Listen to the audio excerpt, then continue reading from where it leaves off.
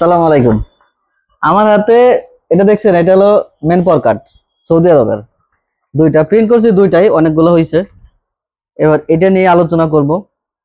Main পাওয়ারের যে বিএমইটির যে মেন পাওয়ার, অনেকে কল দিচ্ছে, মেসেজ দিচ্ছে, কমেন্টস গুলা আমি একটা জরিপ করছি এবং কল সহ।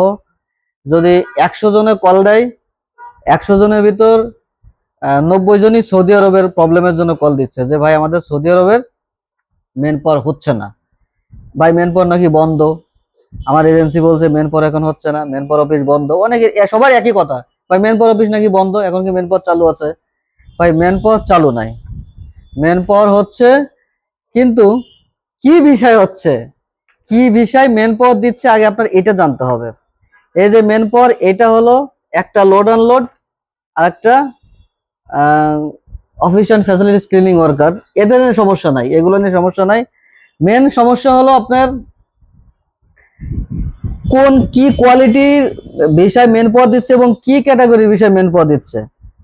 আপনার যে সৌদি আরবের ভিসাগুলো আছে, আগে বলে যেগুলো হাউস, হাউস মানে হাউস ড্রাইভার, হাউস ওয়ার্কার, যেটাকে বলে যে আমেল মঞ্জিল, সাইড খাস, তাব্বাক মঞ্জিল, ঠিক আছে, হাউস হারেস, এইগুলার মেন পাওয়ার হবে, এগুলো নিয়ে কোনো প্রবলেম নাই।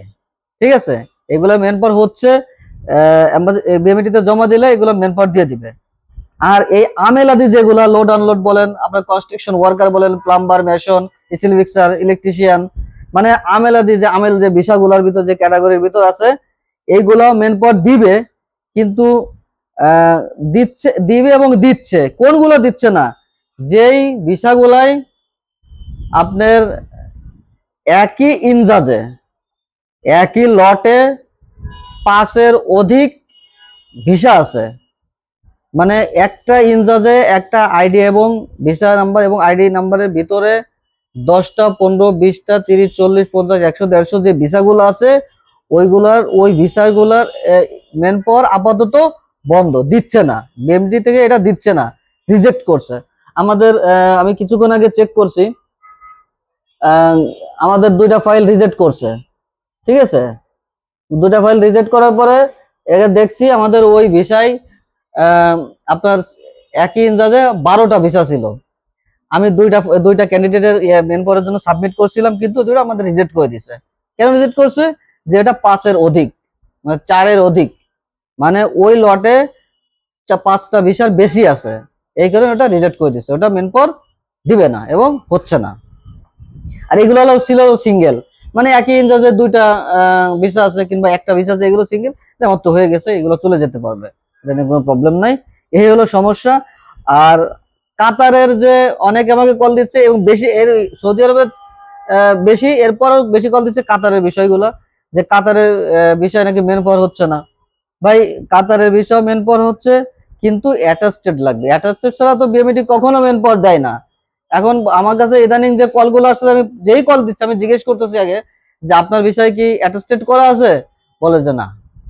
যে বিষয় অ্যাটাস্টেড করা নাই, বাংলাদেশ দূতাবাস থেকে যেটা অ্যাটাস্টেড করা হয়নি, ওই কাতারের ওই ভিসাগুলোর মেন পাওয়ার বিএমইটি থেকে দিবে না। দিবে না তো দিবে না, কোনো ভাবে সম্ভব না। আর সৌদি আরবের মেন পাওয়ার হচ্ছে, ভাই টেনশনে কিছু নাই, কিন্তু আগে বুঝতে হবে, আপনি টেনশন করবেন না। এটা হলো আপনার যাদের মেন পাওয়ার আটকে আছে এবং যাদের মেন পাওয়ার হচ্ছে না, হয়তো আপনাদের এরকম প্রবলেম যে আপনার একাধিক ভিসা আছে আপনার এই লটে, এই কারণে আপনাদের মেন পাওয়ার হতে বিলম্ব হচ্ছে। যদি সিঙ্গেল ভিসা হইতো তাহলে আপনার মেন পাওয়ার হয়ে যেত। আশা করি এই বিষয়টা মনে হয় ক্লিয়ার। আর লোডাল এই তাকামুল সার্টিফিকেটের বিষয়টা, এগুলো আলোচনা পরে করব। তারপর আমি কিছু বলে দিই যে সৌদি আম্বাসি থেকে বলছিল যে 30 জুলাই পর্যন্ত লোড আনলোড এবং অফিস ক্লিনার তাকামুল সার্টিফিকেট ছাড়া ভিসা দিবে, এবং এখনো দিচ্ছে। আজকে হলো কয় তারিখ? আজকে 29 তারিখ।